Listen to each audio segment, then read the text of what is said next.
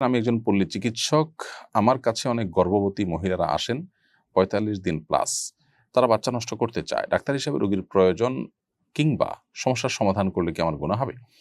প্রথম কথা হলো যে বাচ্চা নষ্ট করা ক্ষেত্র বিশেষে জায়েজ। ধরুন বাচ্চার মধ্যে এখনো হার্টবিট আসেনি, প্রাণ আসেনি। আ এর মধ্যে আ বাচ্চার আ জন্ম যদি হয়, বাচ্চা যদি মায়ের গর্ভে স্থির হয় এবং যথাযথভাবে জন্ম নেয়, তাহলে সেক্ষেত্রে বাচ্চা কিংবা মায়ের জীবনের হুমকি আছে। এরকম পরিস্থিতি যদি তৈরি হয়, তাহলে সেই ক্ষেত্রে সেই পরিস্থিতিতে আ আপনার বাচ্চা নষ্ট করাকে উলামা একরাম জায়েজ বলেছেন মা বা আ মায়ের জীবনকে রক্ষা করবার জন্য বিশেষ করে। আর যদি এই টাইমটা পার হয়ে থাকে, হার্টবিট চলে আসে, প্রাণ সঞ্চারিত হয়ে যায় শিশুর মধ্যে, তাহলে সেক্ষেত্রে আ এটাকে উলামা একরাম নাজায়েজ বলেন। তো খোলাসা কথা হলো, যদি গর্ভবতী মহিলাদের গর্ভপাতের যে ইস্যুটা, এটা যদি জায়েজের মধ্যে পড়ে, তাহলে আপনি করতে পারেন। আর যদি নাজায়েজের মধ্যে পড়ে, তাহলে সেটা আপনার জন্য করা জায়েজ হবে না। বাবা ছেলে একসাথে ব্যবসা করে জমি কিনেছে। এখন এই জমির মালিক কে হবে? বাবা বলেছে, "আমি জীবিত থাকা অবস্থায় ছেলে মালিক নয়।" আর এদিকে বাবা তার ইচ্ছামত ১ কাঠা জমি বিক্রিও করে দিচ্ছেন। বনফার জানান, বাবা এবং সন্তান যদি একসাথে যৌথ কোনো ব্যবসা করেন, তাহলে সেক্ষেত্রে তারা বাবা সন্তান আ একই পরিবারের মানুষ হওয়া সত্ত্বেও আ তাদের যে আর্থিক লেনদেনের ক্ষেত্রে চুক্তি হয়েছে, সেই চুক্তি তাদেরকে আ রক্ষা করে চলতে হবে। অর্থাৎ ব্যবসায়িক চুক্তি অনুযায়ী বাবা এবং সন্তান উভয়কে কিন্তু আ কাজ করতে হবে। মুনাফা তাদের মধ্যে যেভাবে ভাগ করার কথা, ঠিক সেভাবে ভাগ করতে হবে। বাবা হয়েছেন দেখে আপনি সব নিয়ে যাবেন, তাহলে চুক্তি করার মানে কি? আল মুমিনুনা আলা শুরুতিহিম, নবী সাল্লাল্লাহু আলাইহি ওয়াসাল্লাম বলেছেন, ঈমানদাররা তাদের শর্ত, তাদের চুক্তি এগুলার উপরে তাদেরকে প্রতিষ্ঠিত থাকতে হবে।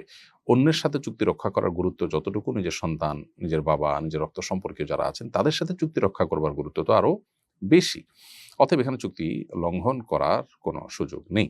আর যদি চুক্তি না হয়, বরং ছেলে বাবার সহযোগী হিসাবে কাজ করেছেন, আ বাবারই সব টাকা-পয়সা এবং কোনো ছেলেকে কোনো মুনাফা দেওয়ার কোনো ওরকম কোনো শর্ত দেওয়া হয়নি, তাহলে সেক্ষেত্রে বাবাই মুনাফার মালিক হবেন এবং সেক্ষেত্রে সন্তান বাবার সাথে যে সহযোগিতা করেছেন, সেটা যদি আ আপনার অন্য সন্তানরা না করে সন্তান করে, তাহলে বাবা তার প্রতি এহসান করতে হবে। কিন্তু এর মানে এই না যে নির্দিষ্ট কোনো হিস্সা বা 50% সন্তান অটোমেটিক দাবি করবে। এজন্য বিষয়টা কি ঘটেছে, চুক্তি হয়েছে কিনা, চুক্তিতে কি ছিল, সেটার উপরে অনেকখানি নির্ভর করবে। আমার খুব কাছের বন্ধু আমাকে কালো জাদু করেছে। দিন, দিন আমি অসুস্থ হয়ে পড়েছি। গতকাল রাতে ২ রাকাত নামাজ পড়ে ওর জন্য বদদোয়া করেছি। কিন্তু এখন আমার কেমন যেন লাগছে। নামাজ পড়ে কার জন্য বদদোয়া করা আগে ঠিক হয়েছে? প্রথম কথা হলো যে, আপনার বন্ধু আপনাকে ব্ল্যাক ম্যাজিক করেছে বা জাদু করেছে, এটা যদি আপনি নিশ্চিতভাবে জানেন, শতভাগ নিশ্চিত হন, তাহলে সেক্ষেত্রে আপনি তাকে উপযুক্ত পাওনা যেন সে পায়, সে তার এই কর্মের শাস্তি যেন পায়, সেটা আল্লাহর কাছে নিবেদন করার ইখতিয়ার আপনার আছে। এটা হলো প্রথম কথা। দ্বিতীয় কথা হলো, যদি সে আপনার কালো জাদু করেছে এরকম কোনো নিশ্চয়তা আপনার কাছে না থাকে, বরং শুধু ধারণা হয়, তো ধারণার ভিত্তিতে আপনি তার জন্য আসলে বদদোয়া করা, অকল্যাণ আ কামনা করা কিংবা তাকে খারাপ মনে করার কোনো কারণ নেই। আ বরং আপনি জাদু থেকে মুক্তির জন্য আল্লাহ তাআলার কাছে দোয়া করবেন, রুকিয়া করবেন। আল্লাহ আপনাকে শেফা দান করুন, আমরা সেই দোয়া করি।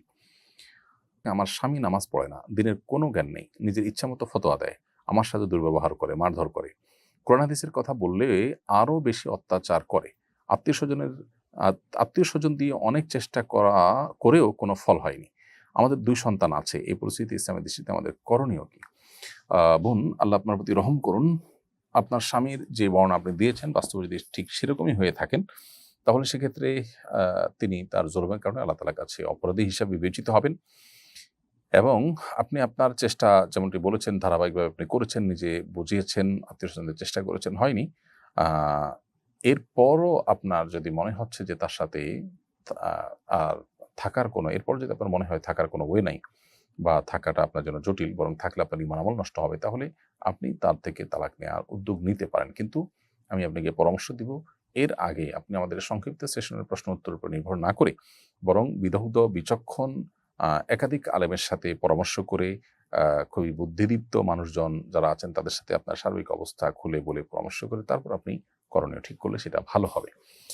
আ যদি আপনার এমন মনে হয় যে তার সাথে চলতে গেলে আপনি নিজে গুনাহে লিপ্ত হবেন, আপনি নিজেকে ঠিক রাখতে পারবেন না, আর কোনোভাবে তার সংশোধনের পথ নেই, তাহলে সেক্ষেত্রে আপনি তালাকের উদ্যোগ নিতে পারেন। তার কাছ থেকে তালাক নেওয়ার উদ্যোগ নিতে পারেন। আর না হলে আপনি সবর করবেন এবং আল্লাহ তাআলার কাছে হেদায়েতের জন্য তার চেষ্টা এবং দোয়া অব্যাহত রাখবেন। পুরো পরিস্থিতি যেহেতু আমার কাছে আ বিস্তারিতভাবে ক্লিয়ার নয়, সেজন্য আমি আসলে আপনার বিষয়ে সরাসরি কোনো সমাধান দিলাম না, মৌলিক নীতিমালা শুধু আপনাকে বললাম।